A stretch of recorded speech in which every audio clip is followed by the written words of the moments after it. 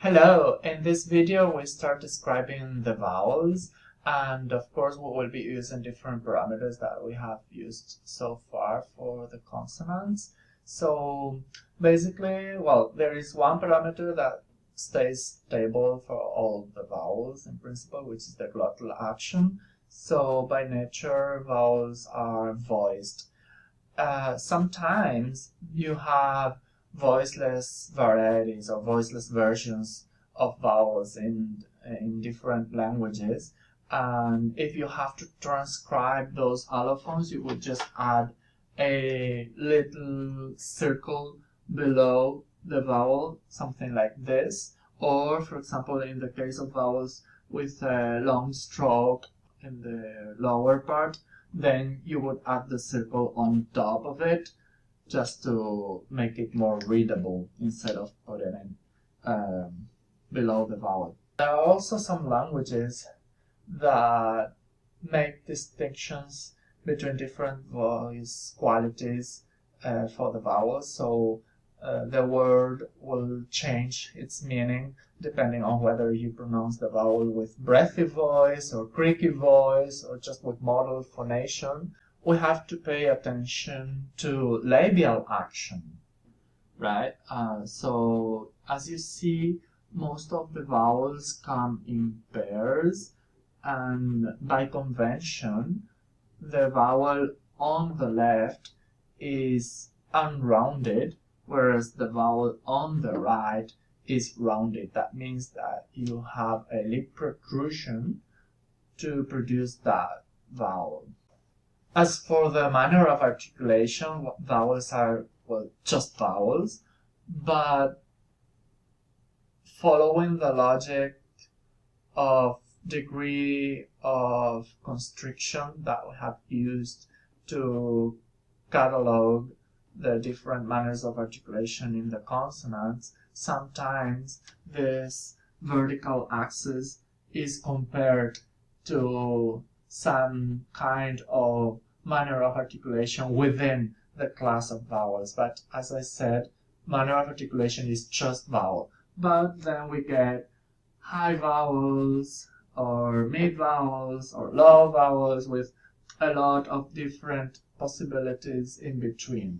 Okay, so for example, in this video we will be focusing on high and lax high vowels, but then you can also get mid high or just mid or mid low or low.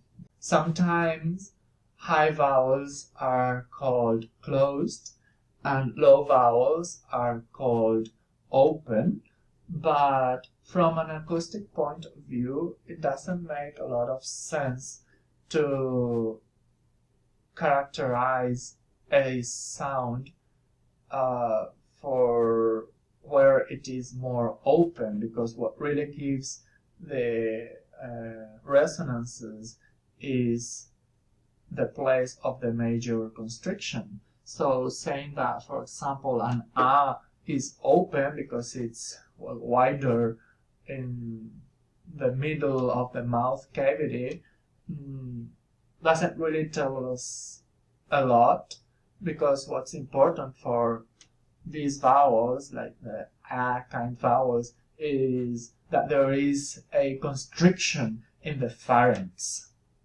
Okay, so that's why it is better to stick to the high and low parameters, because, well, that's just describing the height of the tongue. That when the tongue is low, then it's also more retracted, and that's what produces the constriction in the pharynx. And as I mentioned before, there is this role of lax high. So what does lax mean? Of course, they're more relaxed. These are tensor vowels, but then also that means that they're a little less high because you don't attain your articulatory target in such extreme ways. And also, these lax vowels are usually a bit shorter in duration than their respective high vowel counterparts. As for place of articulation, as I explained, for example, A is really a pharyngeal sound, and E can be a palatal sound, and U is a velar, and O is a uvular, for example. So that's the real positioning of the construction that gives the vowel its characteristics. But just for the subset of vowels, the parameters that are usually used to describe what would be associated to place of articulation are these up here. So you have front vowels, central vowels, and back vowels. But I insist, it doesn't really make a lot of sense to say that na is central, for example, because, well, it's really a pharyngeal. It's actually produced in a lower and more posterior place of articulation than an U is, for example, and that's not straightforward from this classification front, central, and back. When you want to practice vowels, a good consonant to produce them with is S, because S is subject to a lot of constraints just to get the exact amount of narrowing to get the friction noise. So fricatives in general, and sibilants, specifically sibilants more so, are less prone to co-articulation. So that's why it can be a good sound to place together with the vowel to practice them. So let's start with E and U. Okay, so E as in seen, for example, and U like in shoot. Alright, and then we can just change the specification for labial action. So when I go to the front and high, that's an E, but if I round my lips, then I get U. So my tongue is wanting to make an E, but my lips actually want to make U. So that's like a mixture, and then you get U, right? And then the opposite for this sound here. So it's like an U, but with your lips spread as you were smiling. So you go ooh. Okay. This here, the barred oo, is, for example, the sound that you get in words such as dude. So think of it. The tongue tip is in the alveolar region for D, and then it has to go back for the production of oo, and then again forward for the following D.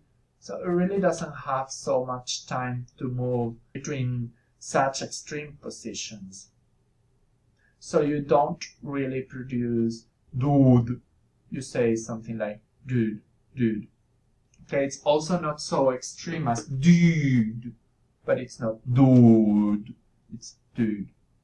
Okay, and then the barred I is just the same, but without the labialization. So instead with lip spreading, so instead of U, that would be E.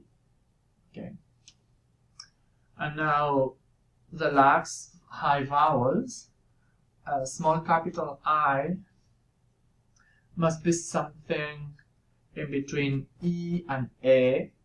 So, I mean, if you have this vowel in your native language, then you will just recognize it. But otherwise, I usually say that these vowels and some other vowels that we will talk about in the following video are like wagonist, because you have to pronounce them in such a way that if I want to think that you made an E, I can, and if I want to think that you made a, I also can. So that's actually a. And the same with lip rounding, u. Alright? So this here, for example, is, in English we have it in the word sin as opposed to seen. That way, I am exaggerating a little bit. But, and then the horseshoe is the symbol for the vowel in book. Okay, so that one is kind of a wagonist between u and o. So, okay.